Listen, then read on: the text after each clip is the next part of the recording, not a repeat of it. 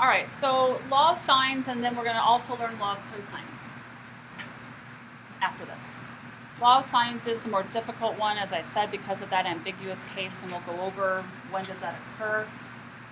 The formula for law of sines, however, is very easy.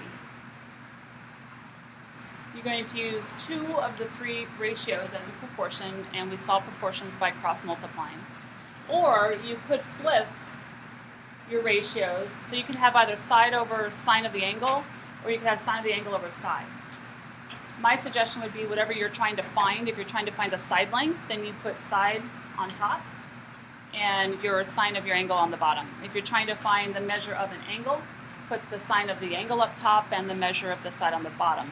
It tends to be less work to solve for. You just have a step less. Law of sines and law of cosines came about because we only use trig functions typically to solve right triangles. But what happens if we don't have a right triangle? Can we still use trig functions? And the answer to that is yes. Law of sines comes from the proportionality of similar triangles. And so if I drew an altitude in the middle of just this happens to be an acute triangle versus an obtuse, but if I drew an altitude in the middle here, don't I have 2 right triangles? And then you can look at the proof of this in your Appendix A if you really want to, but again, pretty sure you don't want to. But the proof comes, or the equation comes about through the proof by using similar triangles. Aren't corresponding sides of similar triangles proportional, as you learned in geometry? All right. So that's where that comes about. And same thing occurs even in an obtuse triangle, even though the altitude is outside the triangle, we still end up with, and we could create another right triangle here to find some similarities too. The obtuse triangle is a little bit more difficult as far as the proof of the sine goes. There are some different things that they're going to give you. They're going to give you either 2 angles and a side or 2 sides and an angle. So the only ones that we can use law of sines for, if you go back to your algebra, is if I give you angle, angle, side, meaning the side is not included, angle, side, angle, meaning the side is included in between the angles, or SSA. Now SSA, was that a similarity theorem in geometry? Remember the bad word spelled backwards? I don't know if your teacher taught it to you that way. That's how I taught it to my geometry kids. For triangle similarity or triangle congruence, we can't have SSA. So that's one way to kind of remember that for law of sines, this is the one that gives you the ambiguous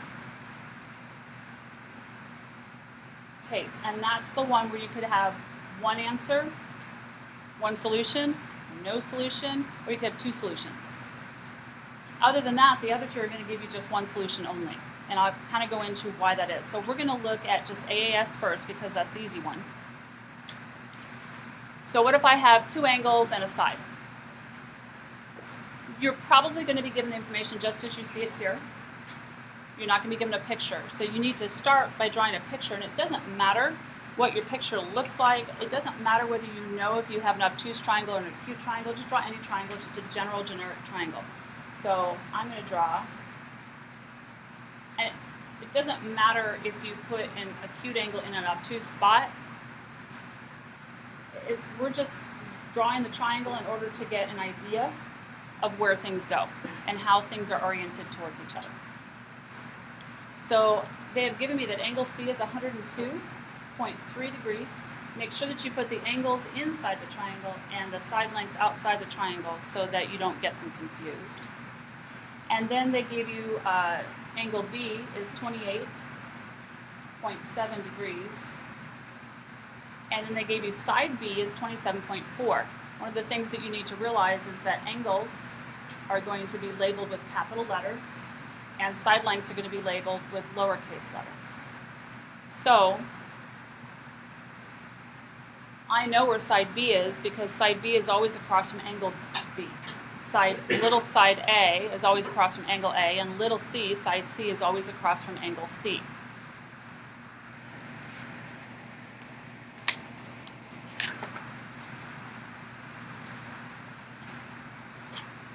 And so that's how I know that across from angle B is going to be side B, which is 27.4. One of your instructions is going to be usually solve triangle ABC. What they mean by that is you have to find all three angles and all three sides. Sometimes they might just say, find the missing side or angle. Then you don't have to do all the work. So pay attention to what the directions say so that you know how much work you actually have to do. Solving the triangles is a lot more work. So I have these two. I'm missing angle A and I'm missing side A. So across from angle A would be side A, and across from angle C would be side C. Out of those three things that are missing, A, side A, and side C, which can we find right away? Angle A. Why? Okay, so we're going to use our sum angle theorem. So we're going to find the measure of angle A. That would be 180 degrees minus the sum of those two, 28.7 plus 102.3. So the measure of angle A is equal to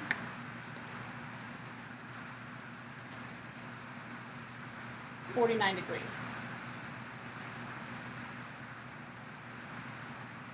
So there's one. I'm going to go ahead and write that in my picture. It's 49 degrees. Now the sides are a little bit more difficult. If I were you, start with what they have given you. I am looking for, in the law of sines, the angle and the side that's opposite of it. I have to have an angle and the side opposite of it, one full ratio. In other words, there can't be an unknown there for at least one set.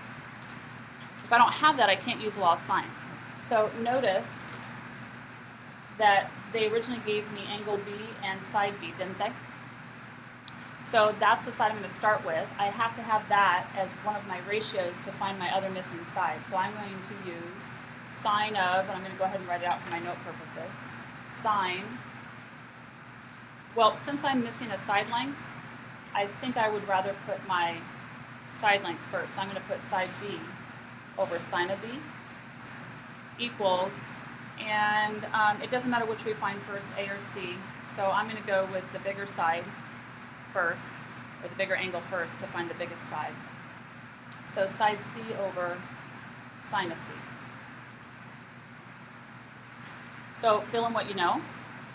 I know that side B is 27.4 over sine of 28.7 equals, I don't know side C, but I do know the angle measure is 102.3.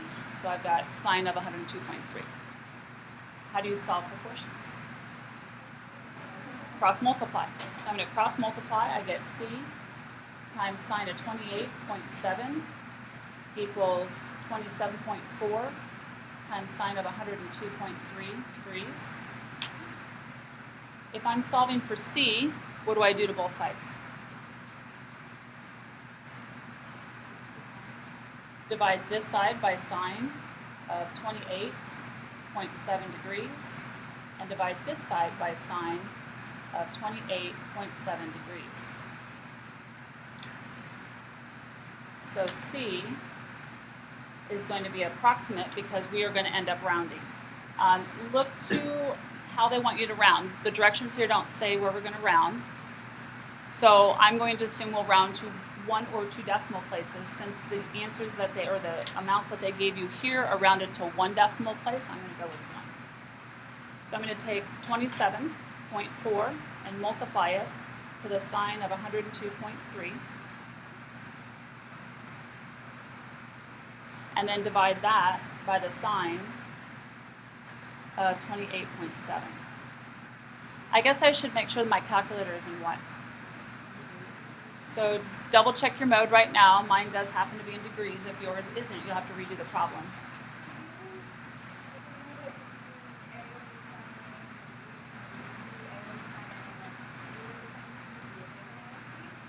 Correct.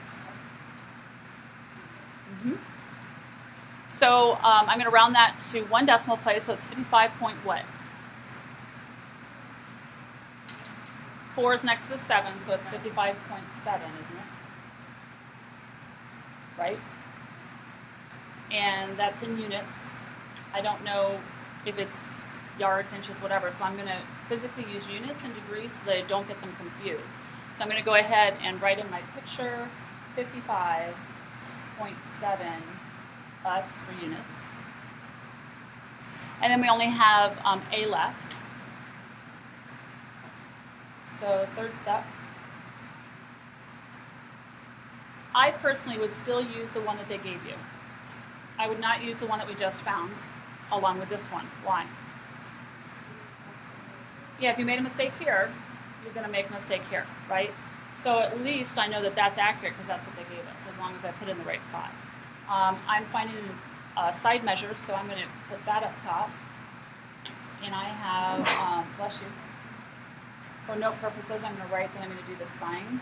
Nope, I'm going to do side B over sine of B is equal to side A over sine of A. So then put in what you know. Side B is 27.4 over sine of 28.7 degrees. I don't know side A, but I do know that the angle for side across from side A is 49 degrees. Cross multiply and solve. Technically, as you're looking at this, couldn't I just multiply both sides by sine of 49 instead of cross multiplying? The purpose of putting it up top was to save a step, right? So if I multiply both sides by sine of 49, it cancels here, and I end up with A equaling 27.4 times the sine of 49 degrees divided by the sine of 28.7 degrees. So on my handy dandy calculator, I've got 27.4 times sine of 49 divided by sine of 28.7.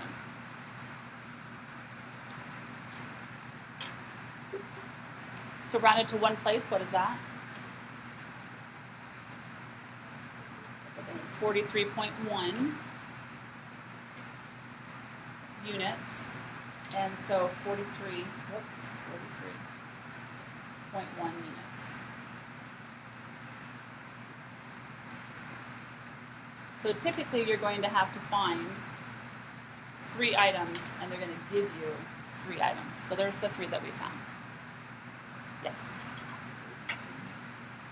Units. UTs, units. I don't know, yeah, I don't know if it's inches, feet, whatever. So we're going to use that. All right, so then flip it. We're going to look at the ambiguous case, because that's the part that you're going to struggle with. So there's some pictures here that hopefully might help. I'm going to try to describe what's going on. The ambiguous case occurs, so ignore these for right now. And I know that right now we've got A here, and then across from angle A would be side A, and then we just happen to call this B, and then let's just say that I gave you this angle and this side and this side. Now this angle right here, where side A is, that angle can be flexible. It can move bigger or smaller because we don't know what it is. What cannot change is this side length for B, this side length for A, and this angle. So this picture is drawn so that side A is shorter than this side over here. Because sometimes a triangle may not be formed. So, and then this angle here also can be affected by the length of this side as well. So if this is the length of this side and it swings this way, is it going to make it and make a triangle? No, right?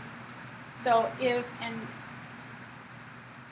we like to, with the ambiguous case, look at the height of this either acute or obtuse triangle, depending on what it turns out to be. So if I create a height here, isn't there a right angle right here? Isn't this a right triangle right here? Okay? So I could actually find the measure of the altitude, because that height is the altitude of the triangle. I could find the measure of that using SOHCAHTOA. I've got the angle measure here. That will be given to you. So I could find the measure of the height by taking opposite over, wouldn't B end up being the hypotenuse? So I've got opposite over the hypotenuse, is that sine, cosine, or tangent? Sine. So using sine of angle A equals h over b, I could actually find what h was, because I would know that angle and I would know that side. And you might have to know what that side length is in order to compare some things. So if you find that this is shorter than the height, there is no solution to the triangle. So when one of the sides that you're given, in fact it's the side that's opposite the angle that you're given, is shorter than the height of the triangle, there is no solution. Now I'm going to tell you that what if they gave you angle B and the side opposite of angle B? This can change, so I need you to think of it not in terms of angle A, but in terms of the angle you've been given and the side that's across from that angle. If that side is shorter than the altitude of your triangle, there is no triangle to be formed. That's why there is no solution. This next picture says, well, what if the side opposite the angle you've been given is exactly equal to the height of the triangle? Don't you actually have a right triangle then? True, right?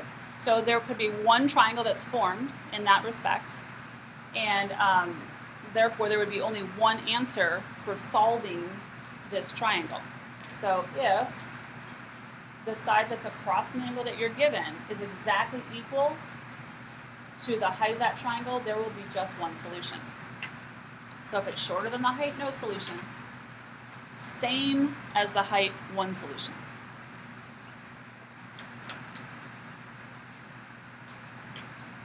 Then we've got two different situations here, where we end up with an acute versus an obtuse. So let's see what can happen.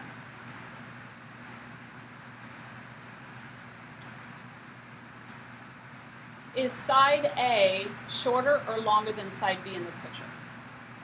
Longer. If the side opposite the angle that you have been given is longer than the side that's adjacent to it, this side is going to swing like a pendulum. Over here, it's going to go past, see if I can get my pen to go smaller, use this. It's going to swing past side B, and it's going to continue all the way around. In other words, there's nothing that's stopping it. It makes this triangle, it's going to hit this side right there. It's longer. So the minute that it's longer, you're going to have one solution. It's going to create an acute triangle.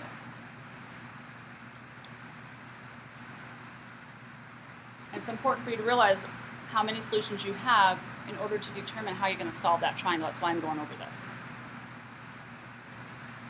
So, shorter, if the side opposite your angle is shorter than the height, no solution. Same as the height, one solution.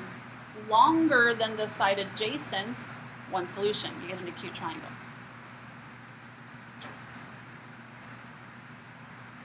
What if this side is shorter than the side adjacent, but longer than the height? Two things can happen. Notice that this right here can swing. It's going to extend the side a little bit. It can swing from here to here, and it's going to reach two different points on my triangle. It can reach and make this triangle here, which isn't that an obtuse triangle? Or it could reach over here and create this triangle here, which would be an acute triangle. So if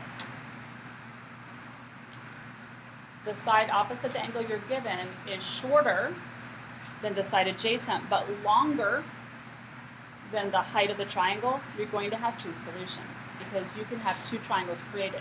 Here's one, and then this is the other. Because that side swings, it can hit here, or it can swing it and it can hit here. That's why there's two solutions. So this picture over here shows that obtuse triangle right there. So we end up with two solutions.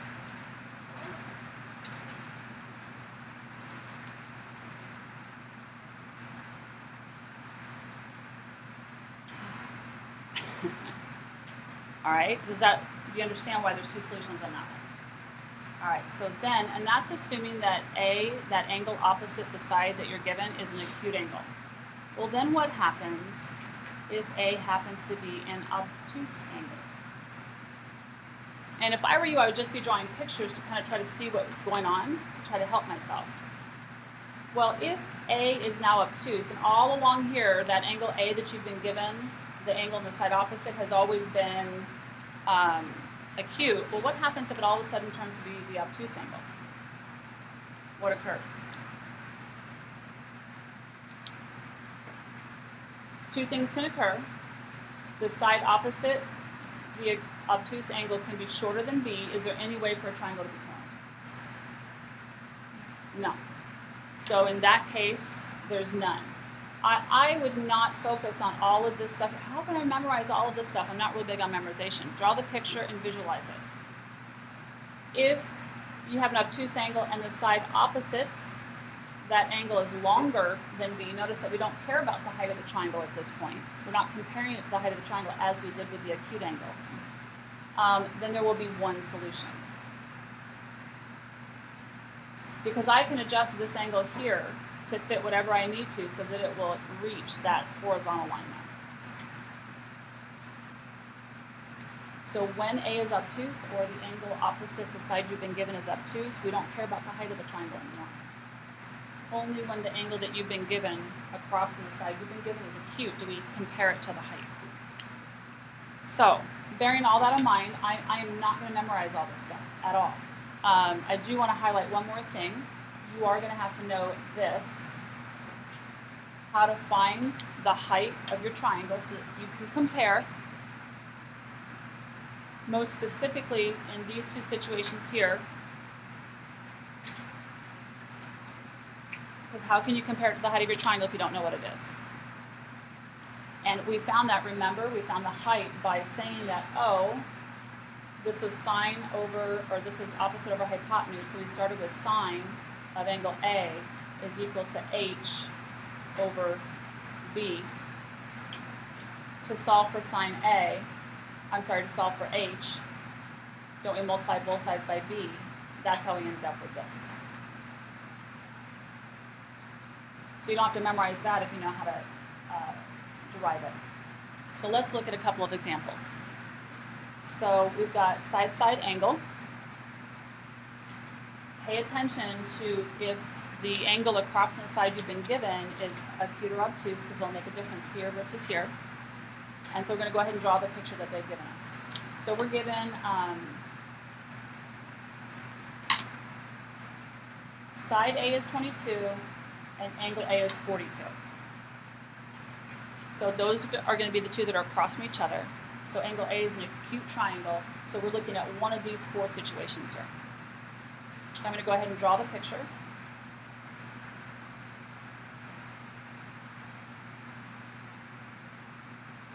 And I really don't know what my triangle looks like.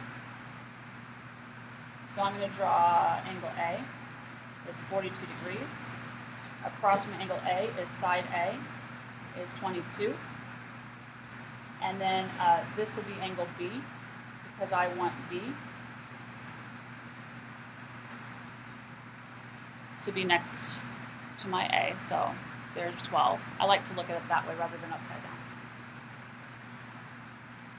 So we are to find the remaining angles and sides. So since I do not have an included side or an included angle, well, included angle will do actually in a different situation.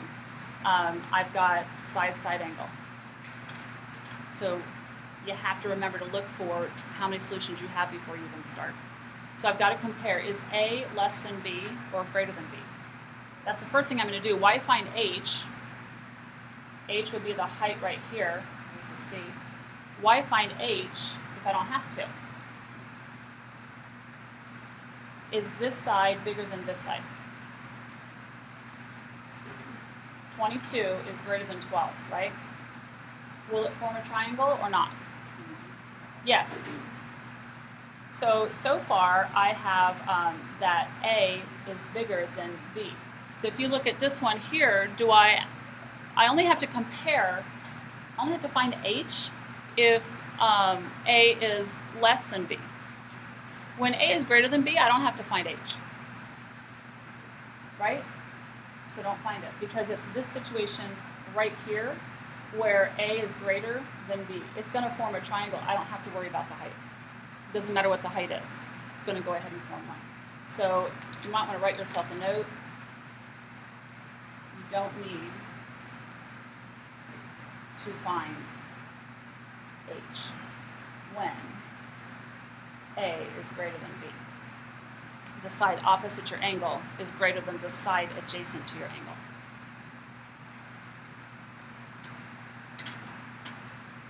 So I can just happily go along my way because I know I have one solution. So I can happily go along my way and do what we did in example 1. So step 1, I can't find angle B or angle C as easily as I did in the first example. But what I do have is I've got an angle and a side opposite it. The only other thing I have is side B. What's the only other thing I can find right now? Angle B. So since I'm trying to find an angle, I'm going to put sine over my side length. So I'm going to use the sine of A over side A is equal to the sine of angle B over side B. So plug in what you know. Sine of 42 degrees over 22 equals sine of B over 12, which is side B. Bless you. So sine of B is equal to, all I have to do is multiply both sides by 12.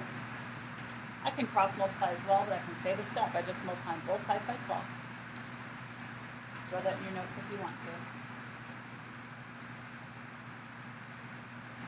And I end up with 12 times the sine of 42 degrees divided by 22. The problem is that's going to give me a decimal, right? Have I found the measure of angle B yet? No. So my calculator, what I want to put is that B is approximately equal to, don't we use the inverse sign when we don't know the angle measure? And so I'm going to use the inverse sign, and I am actually going to put all of this into my calculator exactly as you see it. I'll demonstrate here in a minute.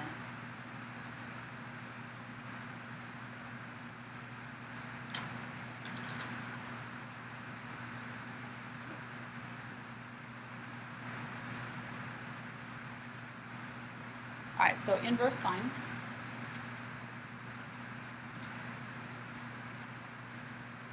of 12 times sine of 42, make sure you close those parentheses, divided by 22.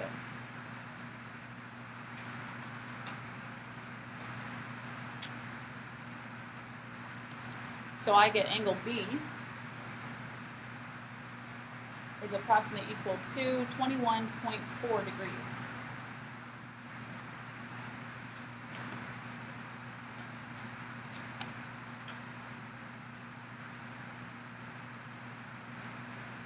Step 2, I'm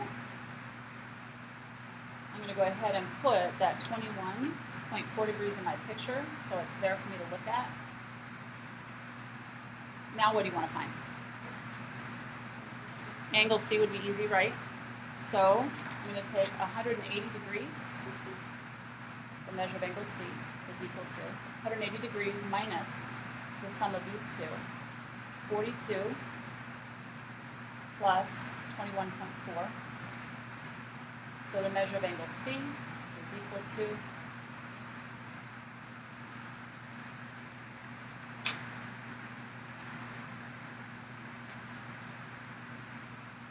we get 116.6 degrees.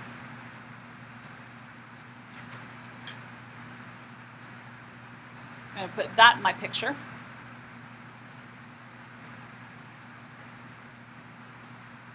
And what's left? Side C. So my last step is side C. Again, I'm going to use the original full ratio that I was given, not the one that I came up with in case I made a mistake. Well, of course, if I made a mistake here, I'm going to make a mistake there, so I guess it doesn't matter, but I'm still going to go with that. Since I'm finding a side length, I'm going to put A over sine of A equals C over sine of C. Plug in what you know. I know that A is 22 over sine of 42 equals C over sine of 116.6 degrees. Multiply both sides by sine of 116.6.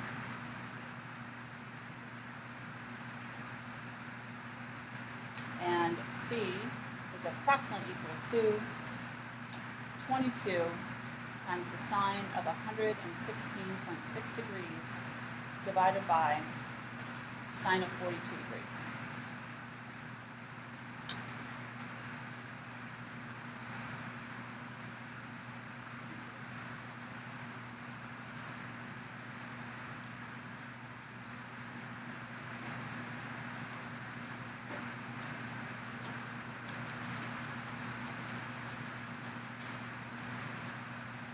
So rounded to one decimal place, I end up with 29 point what?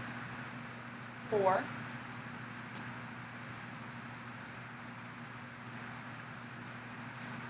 Put that in my picture.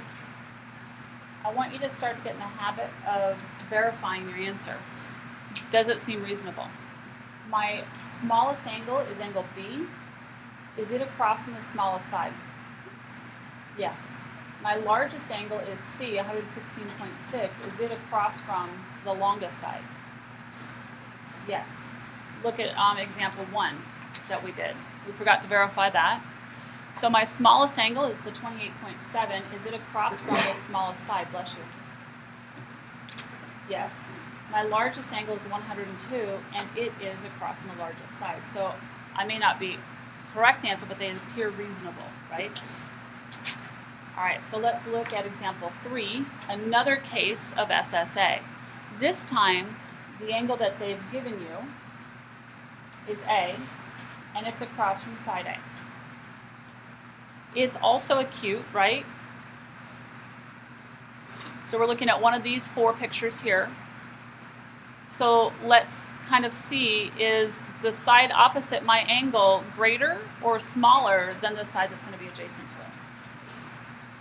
It's smaller. Don't we have this situation here? Let's draw what it looks like.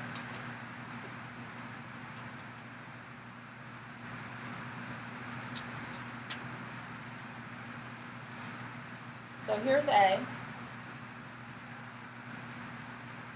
This is going to be C because we're going to have B is next to A.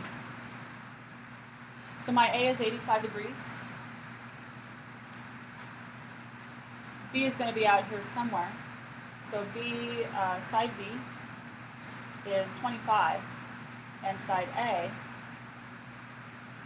is equal to 85 degrees. No, not 85, 25 units. Oh, let's try that again. 15 units. I can do it. I really can.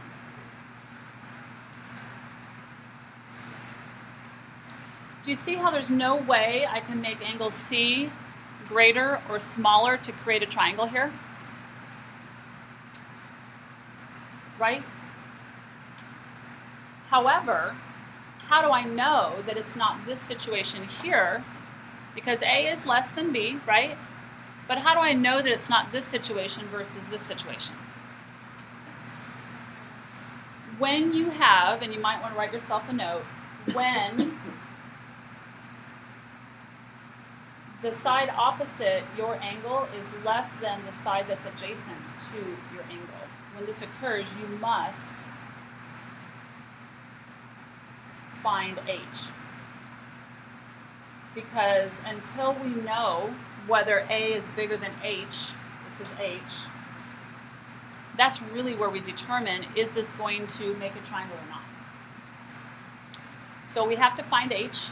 Again, I'm not big on memorization, so the very first thing I'm going to do is derive this just by looking at my picture. Here's my angle of reference. This is opposite, this is adjacent in this right triangle right here. So I'm purely looking right now at this right triangle to find h.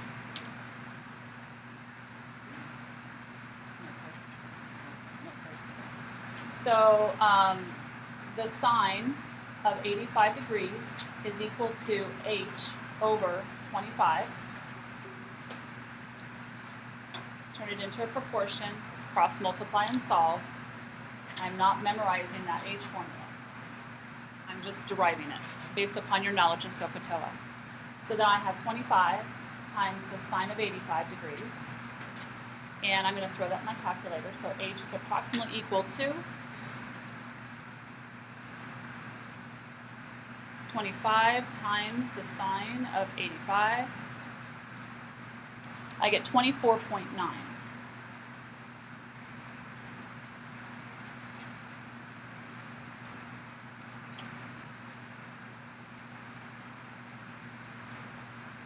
So it's just barely shorter than B, right?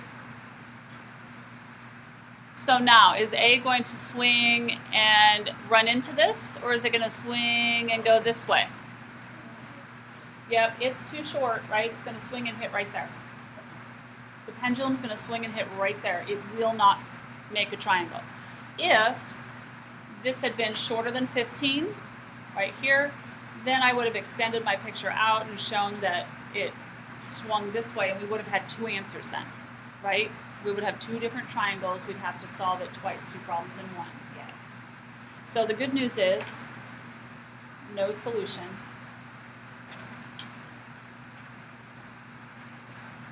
A triangle cannot be formed.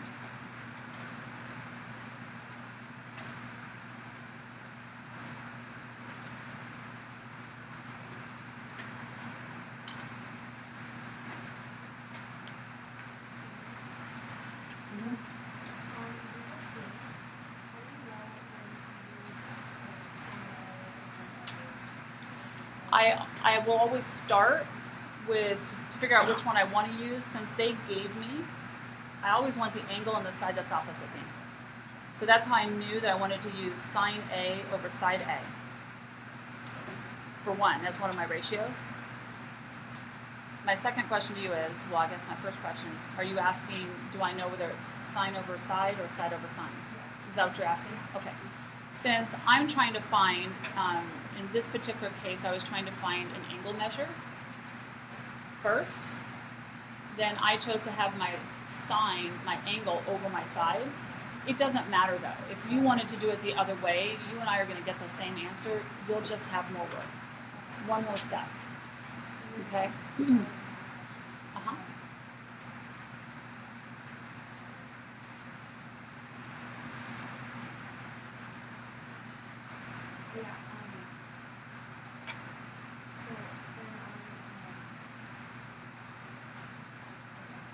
Are you okay? Okay. So are we good to go? All right. So then look at the last page. There's a lot of space here for a reason. We have another case for SSA, and this is going to be your two-solution case. You obviously don't know this before you start, but again, I'm given angle A and the side opposite of it. Let me reiterate that they might give you angle B and the side opposite B. So don't get hooked up on A versus whatever. Think of terms the side opposite the angle you're given, the side adjacent to the angle you're given. So, and then we have B here. Again, isn't A less than B? My side opposite is less than my side adjacent. That means I will have to find H. Because I don't know, will the pendulum swing and hit my height of the triangle, or will it swing and go past the height and hit two places? For instance, here's how I'm going to start off with my picture.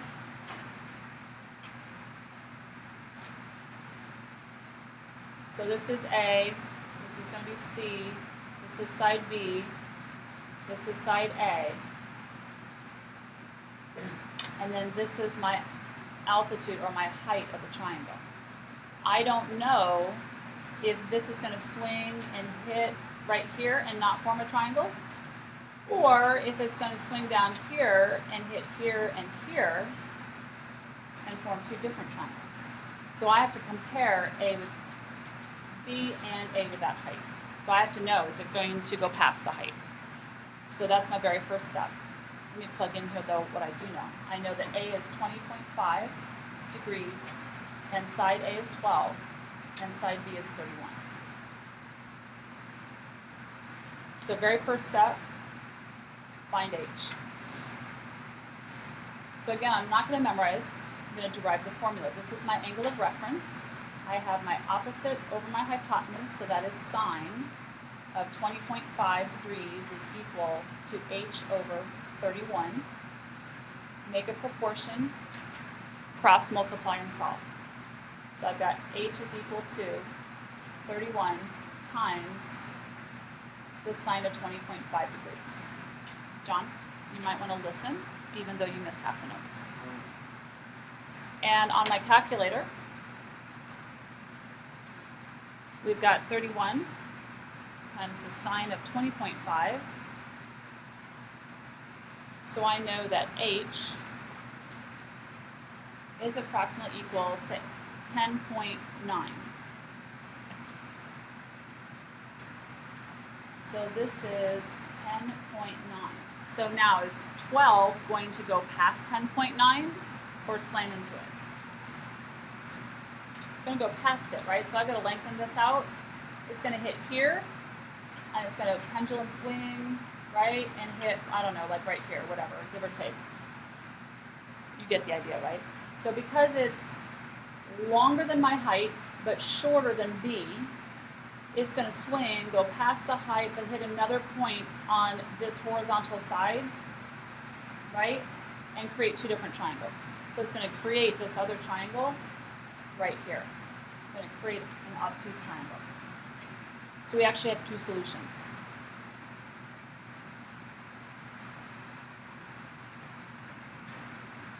So I'm going to split up my work. I'm going to work first with assuming that I have this acute triangle here. So I'm going to start just by assuming I have this. And I'll show you how to find the second one. So, step 2, let's go ahead and find another angle. I have this side, the 20.5 degrees, and then the side opposite it. I'm finding an angle. So I want my sine of angles up top. So I'm going to find the sine of angle, and this is now angle B, right?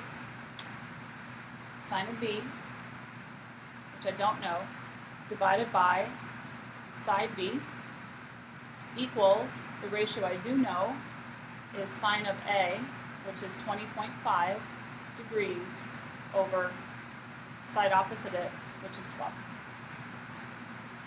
If I want to solve for sine of B, I'm going to multiply both sides by 31. And then don't I want to get B by itself? Whenever you don't know your angle, you have to do what? Inverse sine. So angle B is equal to the inverse sine of 31 times the sine of 20.5 degrees, all divided by 12. So I'm going to put that in my calculator as you see it. Inverse sine, 31 times the sine of 20.5, and that parentheses divided by 12, and we get 64.8 degrees.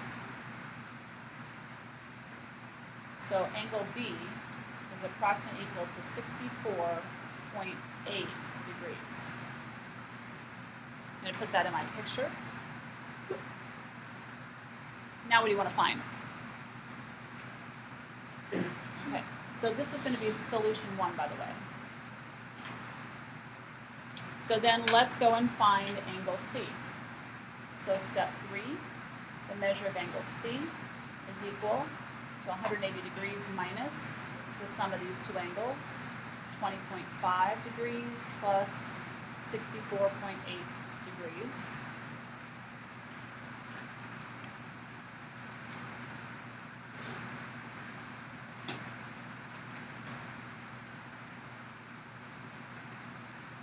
So I get 94.7 degrees.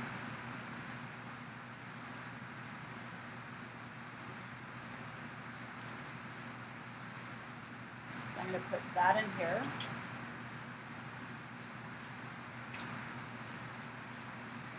And then finally, we need to find side C.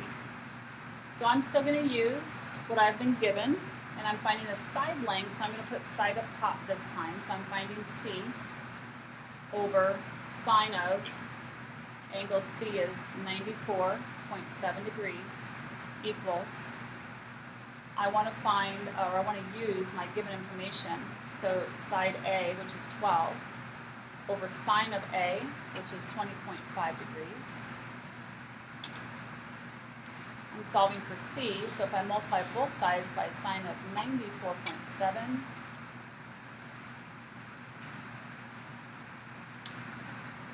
I get C equaling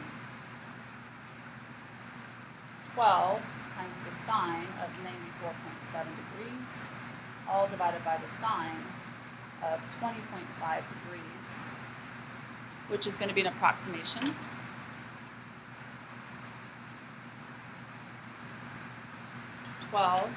Times sine 94.7 divided by sine of 20.5. So I get 34.2. Let's verify our work. My smallest angle is 20.5. Is it across from the smallest side? Yep. My largest angle is 94.7. Is it across from the largest side? Yes. All right, so that was solution 1. So let's look at solution 2. So solution 2, I want to redraw my triangle because now I know that I actually have this one right here. I have a triangle that looks like this, where this is B, this is A, and this is C.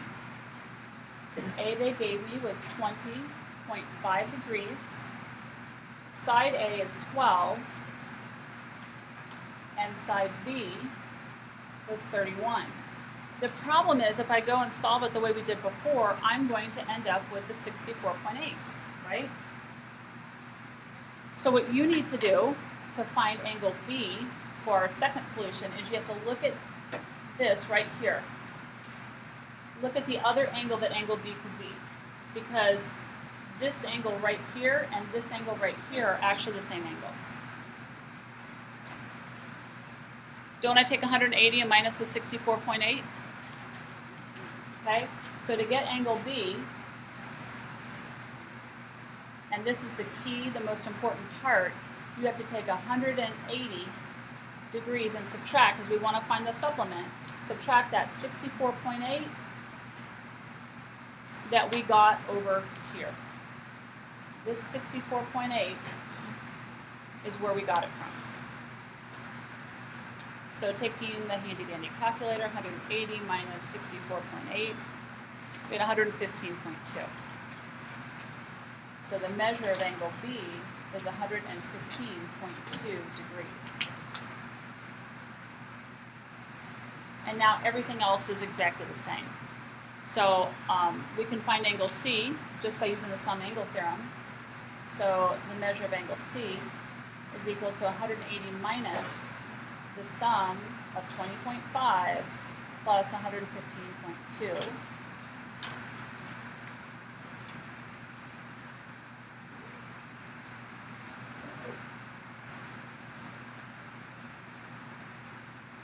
And I get 44.3.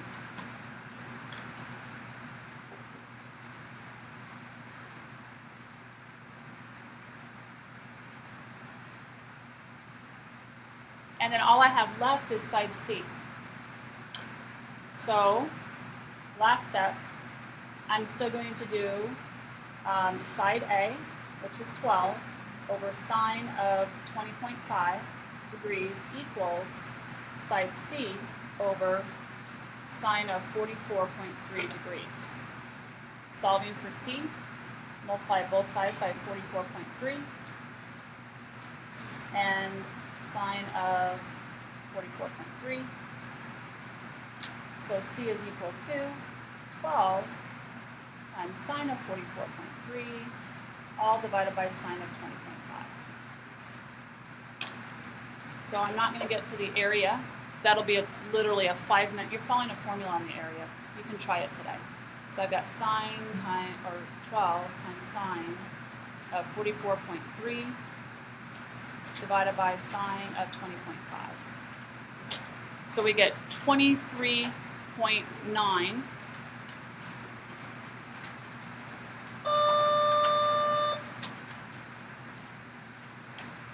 which smallest angle across from the smallest side, largest angle across from the largest side. It verifies.